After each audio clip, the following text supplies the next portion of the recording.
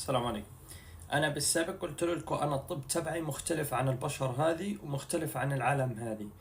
اللهم صل على سيدنا محمد. في من بعض الأشخاص يقول لك عندنا كحة قوية وبكحوا. أنا نزلت لك وصفات بالبروفيل، بس في نفس الوقت بدي أعطيك حاجة اسمه نظام مسكن، يعني نظام مسكن. أول ما تجيك الكحة تقدر تعمل زي هيك، تمسك إيدك من هان وتعمل هيك. بعد هيك تعمل الإيد الثانية. بعد هيك بتعمل هيك.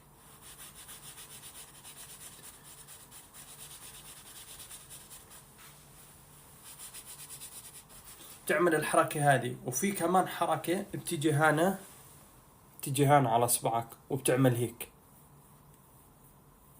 لمدة 5 ثواني. خلاص الكحة خفت، صار عندك مسكن.